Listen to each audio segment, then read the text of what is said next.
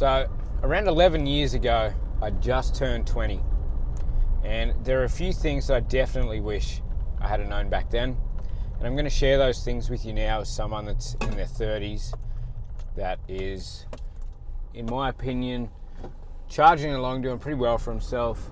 But I definitely think I could have made some better decisions had I have known these few things I'm going to share with you today. And the third thing really might come as quite the surprise out of all this, so make sure you stick around and get the whole way through this video. So first up, we've got, it's not about how much you earn, but how much you keep. It's not where you from, but where you pay rent. Then I heard it's not what you make, but how much you spend, you got me. And that one, it pretty much is what it sounds like. You know, when I was younger, I was probably only making 23 bucks an hour or so. At the time I was working on a banana farm. And yeah, it wasn't a bad job, to be honest. I was probably only taking home between $600 and $800 a week. But it was really about the importance of building those good habits, putting that money aside, and not going out and blowing it all. I mean, at the time, being young, you know, we all do go out and we spend our money, and you know, we party up, we go to the bars and the clubs, and you want to go out for dinner, and you're trying to impress girls, and you're spending money and doing all these things. But definitely do yourself a favor if you're young, and make sure you're putting away some of that money, even just like 10-20% over the years. It's going to add up, and it's going to make quite the difference in your life and in your wealth building setup that you're going to come into. Next thing is that the time passes regardless. And this doesn't come down to just money and finance. This comes down to health as well, relationships, situations, all those things. Whether you like it or not, the time's going to pass, and one day you're going to blink, you're going to wake up, you're going to be in your 30s, you're going to be in your 40s, you're going to be in your 50s, and then all of a sudden you're going to be old and at that retirement age. And the question's going to be, are you going to be set up and able to retire the way that you want, or are you going to be stuck on government money, doing the whole rice and beans thing, not, you know, being able to get out and enjoy those golden years that you've got left? So further to this point, it's definitely important that you sit down and you think about what you really, really want. Like what is the dream life for you? Is the dream life owning a business, having a yacht, fancy cars and all that?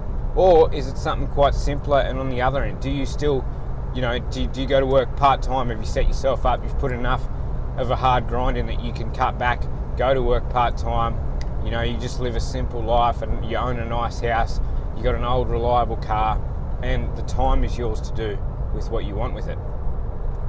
And the thing is I see people all the time now that are, just approaching that 30, 35 of these peers and these people that I know and I've come up with.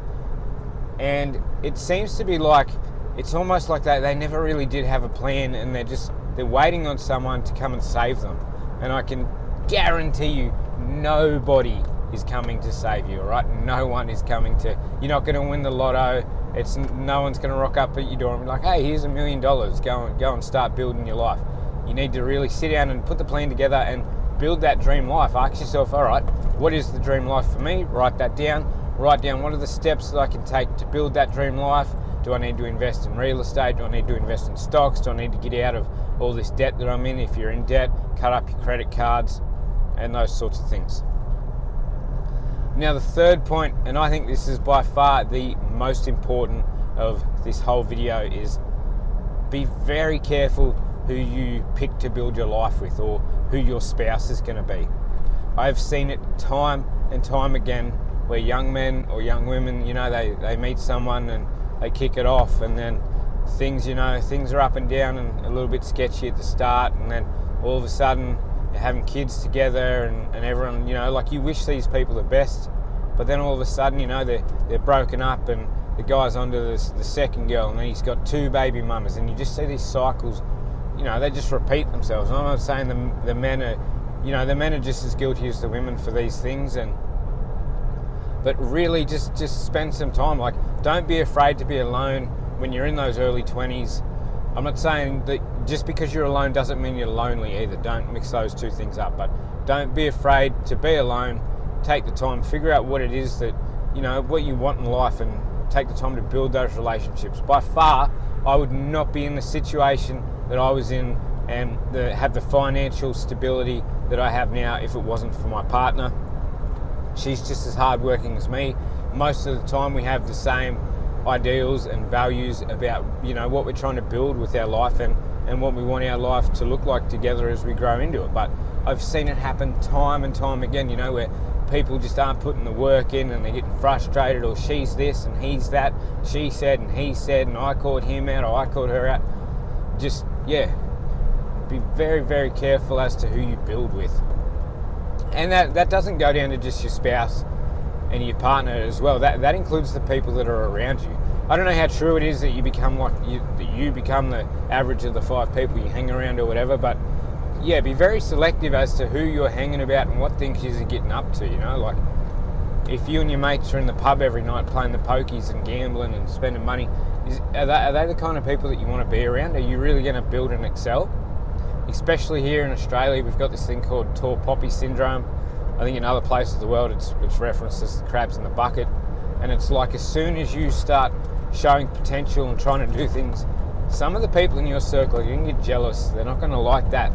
And they're going to try and hold you back and pull you down to their level. So if you guys have gotten anything out of this, I'd ask you, please do subscribe. It really does help the channel grow. Hit that like button as well so we can get noticed in the algorithm. And comment down below and tell me, you know, how old are you? What kind of moves are you making? And if you're one of the older folks in the chat in this video, let these younger ones on some game and let them know what can they do now that's going to help build and shape their life for the future. As always, guys, thank you heaps for watching, and we'll see you in the next one.